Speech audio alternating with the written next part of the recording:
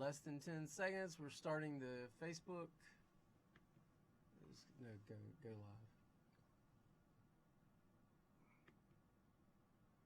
Okay. And let's give it a few seconds. 5, 4, 3, go. Go. Go. Hello everyone and welcome to this, our biannual Candid Critters webinar. We are your hosts. I'm Arielle Parsons from the North Carolina Museum of Natural Sciences and North Carolina State University. And I'm Monica Lasky, your volunteer coordinator from the North Carolina Museum of Natural Sciences. So Monica, it's been 2 seasons since our last webinar, so we've got lots of things to talk about. Yeah, we've got some cool pictures to show you, and well, we're going to show you pictures in a second, but we'll also be talking about some cool data and, all sorts of reminders, a few reminders anyway for the upcoming season, the season that just started today, and we'll talk a little bit about our concentrated fall fun frenzy, our fall survey as we go along here. But we'll start with everyone's favorite. Pictures. What favorite? What favorite? Pictures, of course. That's everyone's favorite. So this is a picture of everyone's, maybe not favorite animal, but at least the animal that people can expect to see on their cameras. A very common animal. This is, of course, the white-tailed deer, and this is a nice little group of deer. I love this picture, kind of running through a sunny forest in Craven County in the spring. It must be nice to be a deer if you don't have any predators. It looks like they've just run through some mud. They've got all these muddy legs on them, and they're not in any particular hurry. It just kind of looks like they're having a grand old time. This picture is indicative, or it shows the group size, which I think is really interesting. It's something to look for on your cameras. The group size in spring, the herd size, this is pretty typical. But if you look in winter, herd sizes tend to be a lot bigger. So what happens is all these smaller herds come together into this big group. And then in the spring, they split back into their individual herds, and then over summer and fall, those herds will get even smaller, just maybe 1 or 2 females with their fawns. And so you'll see that fluctuation throughout the year, and that's something to look on, to look for on the cameras. Very interesting. I actually love this photo. It's my background on my desktop computer. Wow, so you're committed. I am committed. Yeah. I love y'all's photos, so keep sending them in. And the next photo we're going to look at is also one of my favorites. Arielle, what is in this picture? Boy, I don't see anything in this picture. You don't see anything? See, yeah, of course, Okay. we all see the bobcat. He's the right in the center over the log. Beautiful picture, and I actually am really interested in this picture because of the fact that it's kind of hard to see the bobcat. It takes you a few seconds to actually, find out what animal's in this photo, and the reason why bobcats blend in so well with their environment is because they are hunters and they're predators. And so they actually use their camouflage, their natural camouflage, in order to blend in so that when they stalk and ambush their prey, they don't get seen. And so they can get real close and then, pounce on their prey and be able to catch them a lot easier that way. Sneak attack, exactly. Attack. And Ninjas. maybe they're going to sneak attack something like this species. The three Turkeys. amigos. Yeah, the 3 amigos, as Monica likes to call them. So this is 3 turkeys. They're probably not in terrible danger from bobcats, but these are 3 male turkeys called toms. And what's unique about this picture is that male turkeys in the spring, when this picture was taken, that's mating season.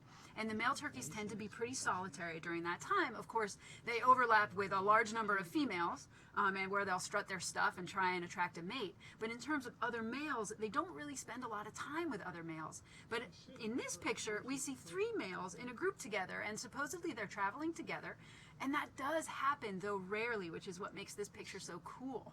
And so what studies have shown is that male turkeys that band together in groups actually tend to be related. And that the dominant male in the group tends to have better reproductive success than if he were just on his own. So it's advantageous for the male, the dominant male, but it's also advantageous for the other males. Even if they don't get to mate, their genes are still passed on through the relative that is the dominant male. So it's kind of a cool social cooperation between these relatives, which is Very interesting. kind of awesome. Very interesting. Oh, my favorite species. Your favorite species. This is the northern raccoon. Not everyone's favorite species, but I think we all can say we find them a bit cute. I mean, look at our t-shirts. Right. Definitely very cute. But they're also very intelligent, and people sometimes don't realize that. But if you ever have them in your trash cans, you do kind of realize, you know, they can get into things pretty easily. And so they have very great memories and awesome problem-solving skills. And so scientists in labs have actually given these guys different locks or different puzzles to solve. And once they figure out how to do it, they can do it consecutively from then on. And yeah, right? And even remember it for a few months up to a few years after that. Hence their skill getting into your trash can. Yeah, hence their skill getting into your trash can. Exactly. So another really intelligent species, and one of my favorites as well, is the gray fox. And I love this picture of the gray fox because, you know, it kind of looks like he's staring at something way up high, you know, maybe in a tree somewhere. And it reminds me of how great gray foxes are at climbing. And yeah, exactly. This is a fact that a lot of people don't realize about gray foxes. And the reason is that all of the other dog species, like the wild dogs, so your wolves, your coyotes, your red foxes, etc., none of them can climb.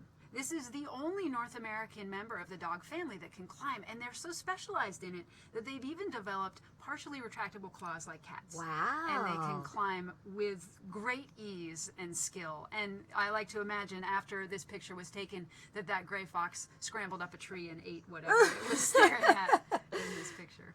Well, for his sake, I do hope so. Yeah, right, yeah. They gotta eat. Well, I love the photos that you all take, because of the fact that a lot of times when you look at a picture of an animal, you can kind of tell like what the environment and other things about them just by looking at what their body is like. And so if you look at the picture of the great blue heron here, you'll notice that, well, it's kind of out of shot, you'll notice that the animal has very long legs and a very long beak. And so this is a wading bird, which means that this bird likes to go into the water and sift through the mud with that nice long beak in order to get the little crustaceans and the little fish that you see.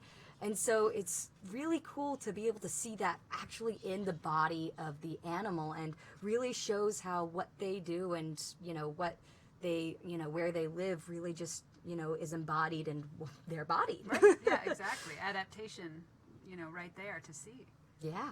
So we'll continue our trend with our last photo here of our non-mammals. Of course, Candid Critters is focused on mammals, but occasionally we get birds, and very occasionally we get reptiles and amphibians.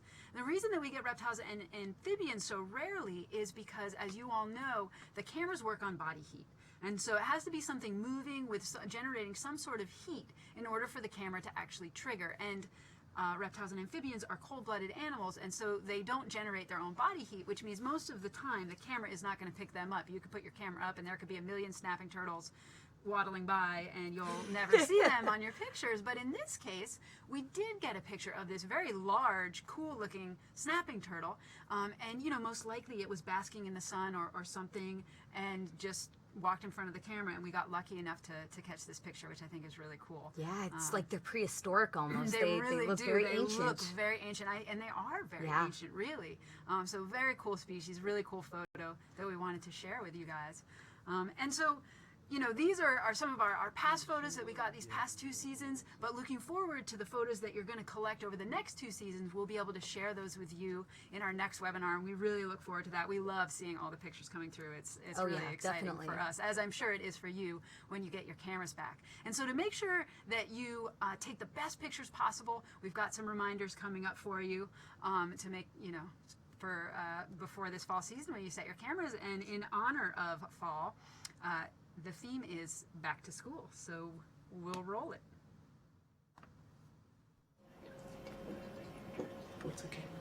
Okay, everybody, it's time to start class. Buck, please settle down. Welcome, everybody, back from summer vacation. I hope you all had a great time. Let's go ahead and start off the year nicely and go over our camera traps. Does anybody have their data sheets ready? Awesome, Ren, go ahead. When I first got the camera, I went ahead and made sure I set the date and the time so that they were correct, and then I cleared the memory card to make sure that there were no images from before, and then I went ahead and did a walk test to make sure I had the detection distance for the camera. Great, Ren, that's awesome. Why would you do any of that?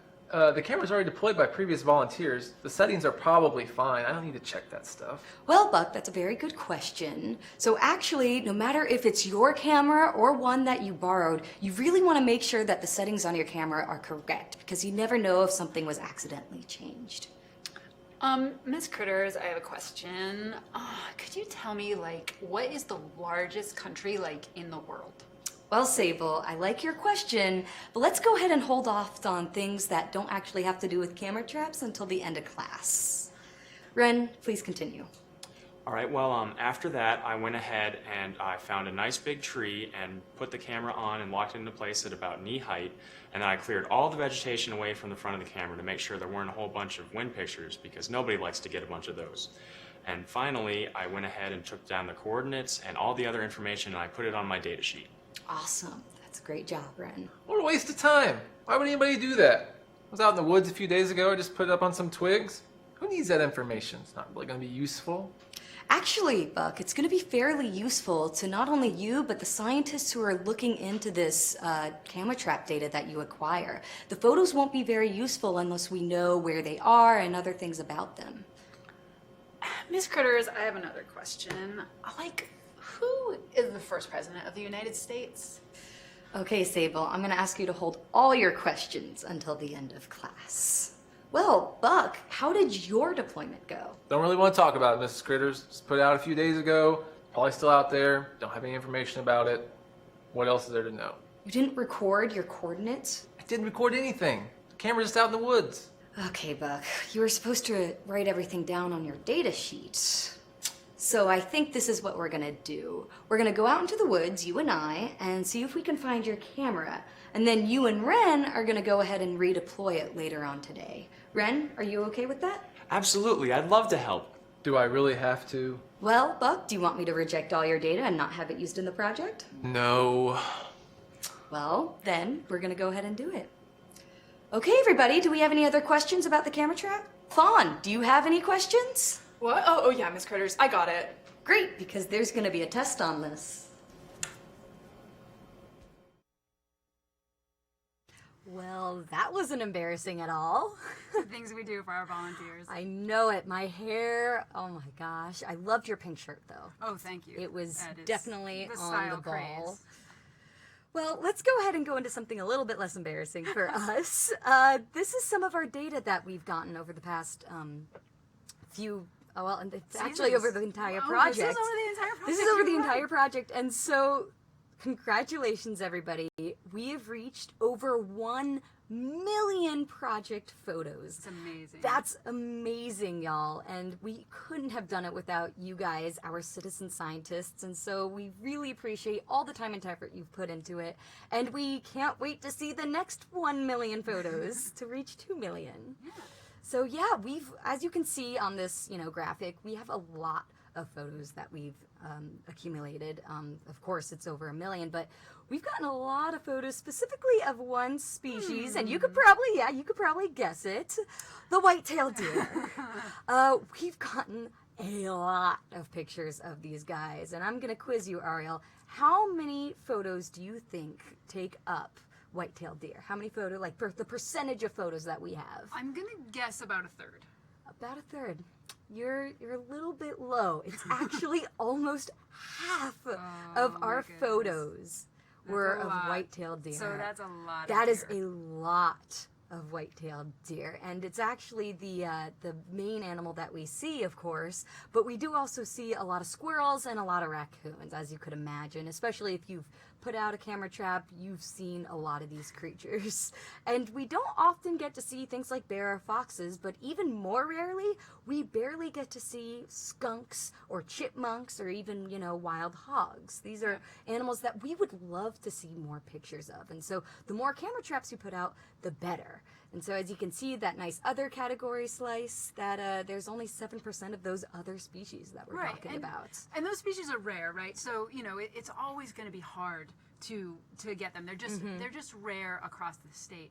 But one thing that will help us be able to learn more about those rare species is making sure that we cover the state as much as possible with cameras, meaning leaving very few holes in terms of counties that we haven't sampled. And so that's why we're launching this campaign campaign called Candid Critters Data Deserts. We're calling these counties where we have relatively few camera traps run these data deserts, and we're hoping to encourage volunteers to go out, intrepid adventurers that they are, and go and set cameras in some of these counties where we're missing some. And the wonderful thing about that is we will get a first look. You would get the very first look at that county and find all of the surprising things there. Yes, obviously lots of white-tailed deer, not so surprising, but lots of these rare species where we really just don't understand where they are across the state, and this will help us with that understanding and be really exciting if you get that picture of the weasel, or the mink or the otter. Something along those lines. And so for more information about specifically which counties these are, you can go to the eMammal website, where Monica has written a great blog post and detailed these data deserts and what we're what we're looking for. So we encourage you to go out and be Sherlock Holmeses or Dr. Livingstons or other adventurers, other yeah, adventurers and mystery solvers.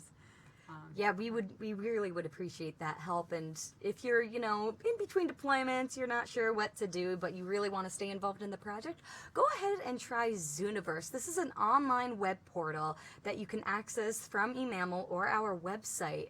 And it allows you to, one, look at other volunteers' photos, but you also get to help us identify the different species that you can see in all of the photos throughout the project. And so, one, it makes our lives easier, but it also gives you the chance to, work on your identification skills. And so it's great portal. I highly suggest going on to it. Yeah, it's really fun too. Honestly, in my free time, I'll go on Zooniverse just to see what other people are finding. It's pretty fun. Is that sad that I do that? No, it's interesting because it's science and it's fun. Science. And, don't forget, for your very first deployment, if you haven't set up a camera trap yet, or if you just did and you're about to get it back, you will get a Candid Critters koozie every time you do that. And if you're involved in the project for 4 or more seasons or deploy 9 or more cameras, then you get our Candid Critters t-shirts. And we have a new one coming out that's featuring the red fox, so definitely stay tuned for that. Yeah, I'm excited. Yeah, for me that too. Shirt. It's going to be pretty snazzy. So, in preparation for, as we kind of wind up this webinar in preparation for the season that we've just started, the fall season, we're going to talk a little bit more specifically about the fall survey because it is special. And so it's called, as we all know, the Fall Fawn Frenzy, specifically because we're interested in fawns. And we're interested in fawns and how many fawns are produced by each doe in the state. So this is an estimate of deer reproduction. And what we've done is focused it on 10 counties that represent the different habitats that we find throughout the state. Because it has to be an intense survey, so it's kind of hard to do it in all 100 counties. That's why we've pared it down to just these 10. And so we encourage all of our volunteers, if you live near these counties, in these counties, or are willing to travel to these counties just for the fall, we would encourage you to take your camera there. You can also get multiple cameras from libraries. Everyone is allowed to do that now. So you can go out and help us with that survey. The Wildlife Resources Commission is going to also be helping with that survey. They'll be setting a lot of cameras, but we're hoping that we get some help from our volunteers as well. And of course, they will appreciate that, no doubt. But if you're not able to go out to these 10 counties and you want to stay in the county of your residence, that's fine too, or any other county, that's fine too. And you can still run your camera. We are not requiring volunteers to return their cameras for fall as we have in the past. So we can continue statewide with a special concentration in those 10 counties where we are able. Some things to start looking for on those cameras, starting about now, is some interesting behavior related to the deer breeding season. We also call it the rut. So these are male deer, of course, fighting. Yeah, right. Not too surprising. We've probably all seen male deer fighting during this time of year. And so this is the breeding season. They are competing over access to mates. They're being very territorial. Basically, they've got a huge pump of testosterone, and they want to go out and they want to fight and they want to mate and they want to just run, like they run around, and they don't really rest a lot. Honestly, they get very tired. They end up losing weight and having to sleep for sometimes days after rut. Studies have shown that. It's really amazing. So they are just total crazy action bomb. So we'll get lots of activity like this, groups of males fighting, taking turns fighting. Rarely will you see smaller males like these fighting the big guys, though. Because they know that they're going to lose. Yeah, they don't want to mess with that. Right, They exactly. don't want to mess It's with a that. dangerous pursuit. It is, and it can cause some injuries. But we can expect to see this over the coming months. And then more rarely is this. This is, in fact, the only picture I've ever seen of this behavior from Candid Critters and any of the other projects that we've done in North Carolina. Wow. But we know that this happens all the time. These are two female deer fighting. And this is how female deer fight. Of course, they don't have antlers, but they stand up on their hind legs, ears back, really menacing look on their face, for as menacing as a deer can get. And then they paw each other with their front hooves, and those hooves are very sharp. For any of you that have ever felt them, and they will do some severe injury, in many cases more severe than you get from males fighting with their antlers, Wow. just because of the nature of the fight. The reason that they're doing this is that females have a pecking order within their own herd, and then of course between herds there is some animosity there. But within the herd, it's more common to get these kind of competitive fights where you have a dominant female and then another female who challenges her, and she has to then hold her own. You'll also see the same type of fighting with males that have lost their antlers, so after the antler season, or antlerless males. There are some males that never get antlers during the antler season, and if you don't have antlers, and you're a deer, this is how you fight. You box like a kangaroo. Oh no, kangaroos are their back legs, but yeah, standing that's up, the I other guess they way, look yeah. like kangaroos. Muhammad Ali, right? Yeah, that's, Yeah. boxing. Something like that. Anyway, but this is a really rare and I think exciting behavior to look out for when you're looking through your fall cameras. And so with that, that's really all that we have to share in terms of pictures and data. But we look forward to more pictures and data, and we now have time for questions. And you guys, if you have any questions, you can just go on Facebook or YouTube, and there's a comment section, and you just type in your question, and we'll be able to answer it live on air. There may be a little bit of a delay, but go ahead if you have questions, and you can start writing them in now. And it does look like we actually have a couple already. Do you want to take the Yeah, first one? sure. So we've got one question from Brandon.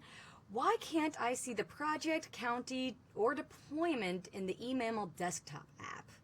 So the reason why you can't see that sometimes, and in fact we get this a lot of the times, is because you actually just need to reset your password. It's actually just that simple. So all you have to do is go to the eMammal website, and you'll just be able to reset the password there, and then you re-log into the desktop app, and usually that fixes the issue just immediately. Yeah. So I would definitely try that out first, but if not, go ahead and email us at info@ncandidcritters.org. Okay, so we've got another question from Dan. If I can't start my first deployment until a week after the official start date, should I just skip it? That's a really great question, Dan, and one that we commonly get. So oftentimes, this will happen. You'll get the camera from the library, and it'll be partway through a deployment. But actually, you can still set up your camera as long as you've got, I would say, a week left of that deployment on the schedule. Go ahead, just set it up for a week. That will be, that will still be a good and useful data for us. And then get back on the deployment schedule. So once that deployment is set to end, go ahead and move your camera to a new site, even though that deployment only ran for 1 week. Great. Yeah.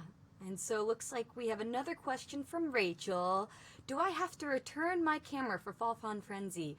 Please don't return your cameras. As long as you deploy for our project, go ahead and keep the camera as long as you like. We like that you guys want to stay involved, and you don't have to return your camera every time, a season ends. So please just keep the camera as long as you deploy. If you feel like you're finished with the project, though, we would like those cameras back so that other volunteers can get a chance to get some camera traps out there. So. Gonna wait a minute and see if we have any more.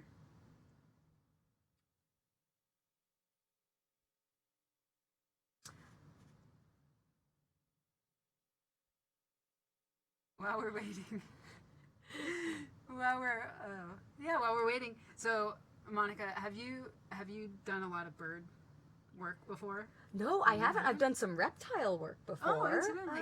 Yeah, I've actually done a fair amount of snake work. I worked with Burmese pythons down in South Florida. I thought all your Yeah. passion talking about the great blue heron. I do love birds. Well, when I was out there, I actually was like very adamant and really trying to just learn my bird species because I'm not great at birds. not a I good love birder birds, but at the same time, you know, sometimes they can be hard to identify. So I just remember looking through all the wading birds and just, you know, trying to figure out what was what and, you know, distinguishing species and everything. So it was definitely a lot of fun though. I Yeah. loved both, you know, the reptiles and the birds. It was a great time no matter what.